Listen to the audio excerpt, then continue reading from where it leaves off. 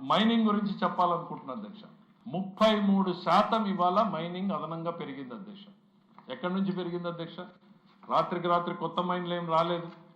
రాత్రికి రాత్రి మైనింగ్ చేస్తున్నటువంటి అంశాల మీద ధరలు పెరగలేదు.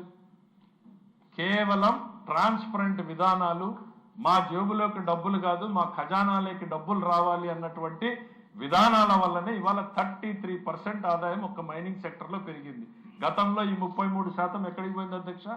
నేరుగా వాళ్ళ ప్రైవేట్ తాడేపల్లి ఖజానాకు పోయింది అంటానికి ఇంతకన్నా వేరే సాక్ష్యం ఏం కావాలని నేను అడుగుతున్నా అధ్యక్ష. ఒక్క మైనింగ్ లో 33% ఎవ్రీ ఇయర్ 5 ఏళ్ల పాటు పోయింది. ఎంత పోయింది అనేటువంటిది లెక్కలేసుకోవాల్సినటువంటి పరిస్థితి అధ్యక్ష. ఇది సామాన్యుడి కడుపు కొట్టడం కాదు అధ్యక్ష.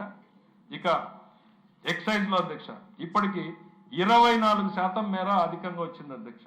రాత్రికి రాష్ట్రంలో తాగే వాళ్ళ సంఖ్య పెరగలేదు, కానీ ఆదాయం మాత్రం పెరిగింది. ఎందుకు పెరిగింది అనంటే కళ్ళ ముందు చూస్తూనే ఉన్నాం అధ్యక్ష. మైనింగ్ లో జరిగిన దానికన్నా 10 రెట్లు ఎక్కువ జరిగింది ఎక్సైజ్ లో అనేటువంటిది.